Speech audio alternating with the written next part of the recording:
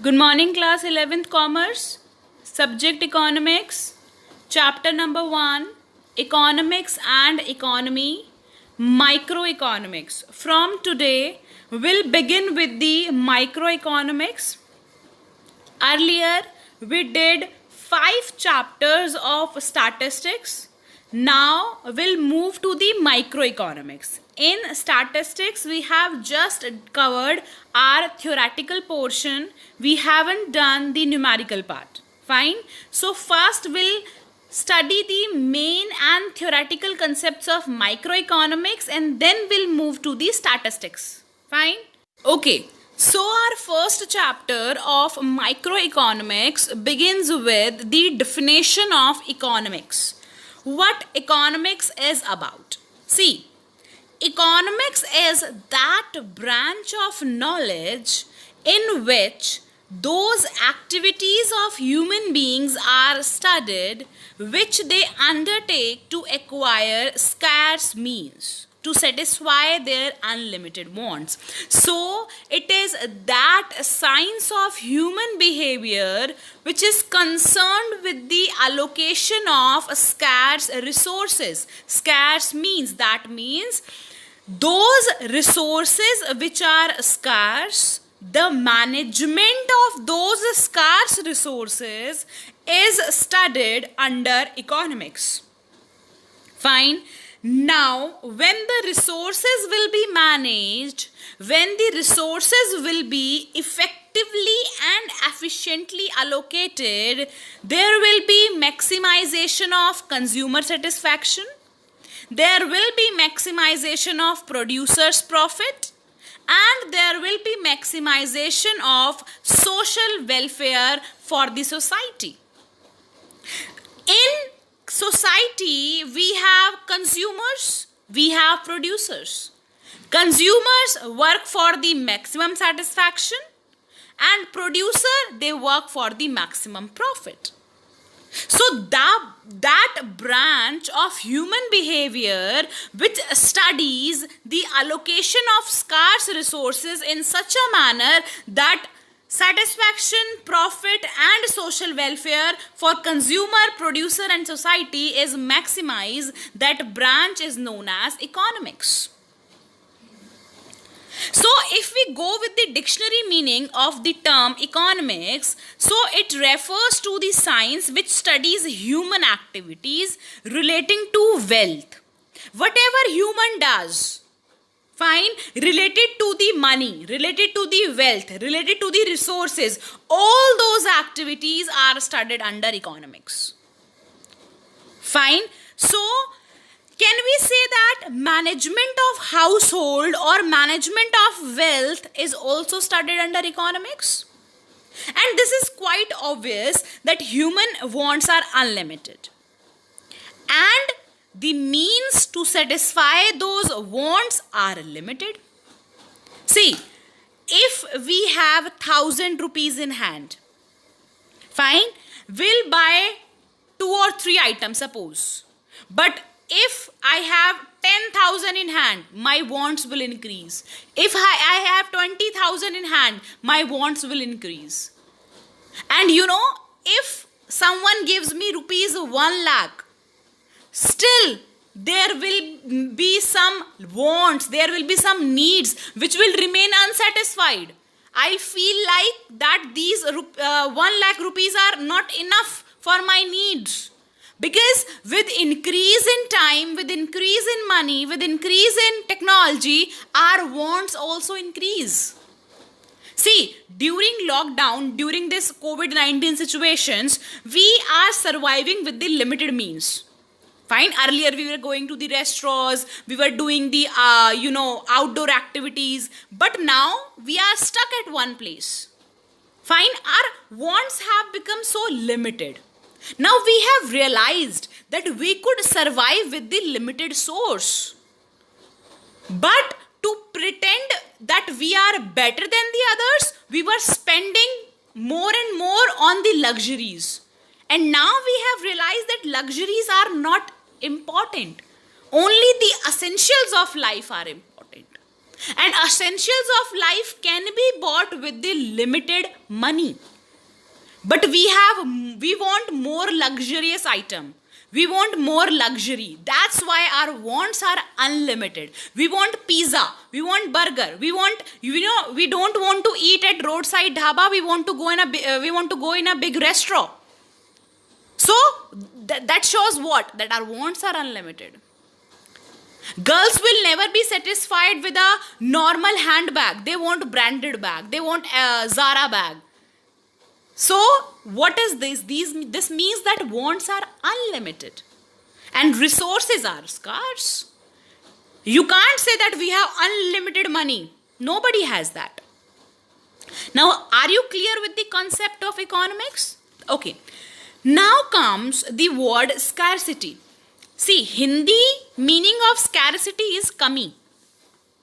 किसी चीज की कमी होना. तो scarcity refers to the situation when what you have is less than what you wish to have. जो आपके पास प्रेजेंट में है वो कम है, लेकिन जो आप चाहते हो, you wish to have, that is more. No matter what you have, that will remain less compared to your wishes. Human being is never satisfied. Fine. We are never satisfied no matter whatever we have. We are never satisfied. We want more and more of goods. We want more and more of luxuries. We want more and more of resources. We are never satisfied with whatever we have. So that is what known as scarcity. That means when what you have is less than what you wish for. In other words, scarcity implies a situation when supply of resources is less than the demand for resources. Now, suppose demand, a best example in today's situation, hand sanitizer. Abhi to it is quite available, but in March or April, hand sanitizer was not available. Neither of Lifebuoy nor of Dettol. The sanitizer was not at all available in the market. Neither in medical stores nor nor that place Amazon and Flipkart and all. Hand sanitizer was not available. Why? Because suddenly demand for sanitizers increased and supply of sanitizer was less. So this situation is known as what? Scarcity. Because earlier, आप में से कितने लोग ऐसा होगा कि भाई रोज bag में सैनिटाइजर कैरी करते हैं? मुश्किल से 4 to 5 students. But now, when it was a situation of COVID-19, everybody rushed into the market. They all wanted sanitizers, but supply was less and demand was more. And this led to the situation of scarcity. So, try to correlate the things with the day-to-day life. It will be more easy for you to understand economics. I told you earlier also that try to relate your economics with your day-to-day life. You will have a clear idea in your mind what the topic is about. So it is simply saying that scarcity means a situation when supply of resources is less than the demand for resources. Clear? Okay. So now suppose, imagine yourself as the richest person on the earth. Can you get anything you wish to get anytime? Certainly not. Does no matter how much resources you have, no matter how much means you have, these must be scarce in relation to your wants. Now, India's richest person, Ambani. If you go and ask Mr. Ambani, he will also say that he still have some scarcity of resources. See, richest person also has scarcity. He also feels that he wished to buy, he wished to, get some more of resources which is not getting. So अगर अंबानी ही ये बात बोल देगा तो what about middle class people? So Ambani will also say that his resources are scarce in relation to his wants. So there is scarcity for the richest person also. So problem of scarcity always exists. Then the definition of choice. See, choice is the outcome of scarcity. ठीक है, देखो कैसे. Suppose I have 500 rupees with me, fine, and I want to buy a branded handbag. ठीक है, I have 500 rupees. I want to buy a handbag. Now see, I have two options. Either I can buy a handbag which cost rupees 500, and there is a beautiful handbag showcased in a showroom, and that costs rupees 1100. I have two choices. Either I can take, I can borrow some money from my friend and I can buy the bag of rupees 1100, and or I have just 500 in my pocket, I can spend 500 on another handbag. So I have choices. Fine. I have choices how to allocate my amount. So I will buy the bag of rupees 500, because why to borrow from another person? Because I have my own money in hand and I can buy a good handbag with that money. So okay, जब और पैसे आएंगे तब हम 1100 वाला bag ले लेंगे. So with 500 I have bought some lower quality, but still it was good. Okay, now suppose I give you rupees 100. Okay, you have rupees 100 in your hand.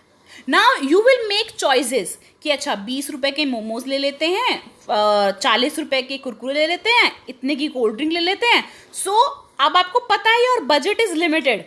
You have your limited budget of rupees 100. Now you have to make choices that how to allocate your resources, how to allocate your rupees 100 on different goods. Clear? So choice refers to the process of selection from available limited alternatives. And why choice arise? Because resources are scarce and they have alternative uses. Now, branches of economics. We have two branches of economics. Number one is microeconomics and number two is macroeconomics. See, microeconomics looks at the individual parts of the economy.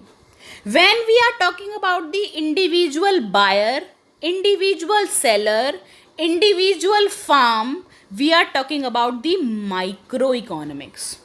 I think we have done this micro and macro in our statistics also, so I'll not go in detail, but for the clear understanding, you just see here that microeconomics looks at the individual part of the economy, how household and firm make decision and interact in the specific market.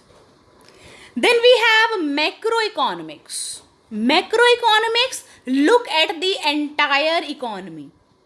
हम पूरी economy की बात करेंगे.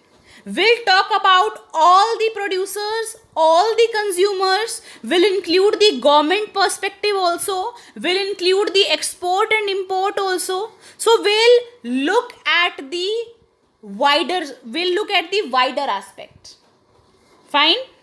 Economy-wide phenomena included inflation, unemployment, interest rate, bank rate, RBI, GDP, economic growth. These all are studied in macroeconomics. Okay.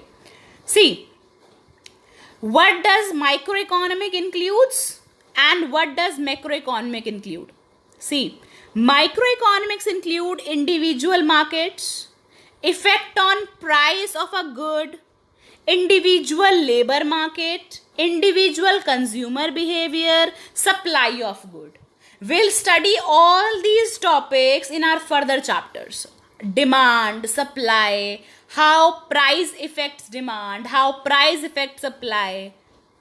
what is individual labor market, what is individual consumer behavior, we'll all discuss in our further chapters. For time being, you need to remember what is included in microeconomics. Then macroeconomics, whole economy, GDP. GDP stands for gross domestic product.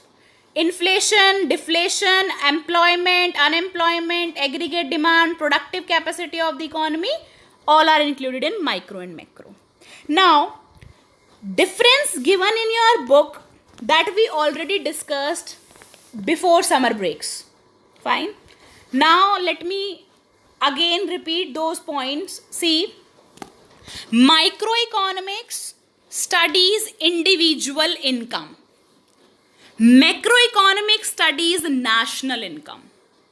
If there are 1 crore people in your country, 1 crore working people in our country, macroeconomic will study income of all those people.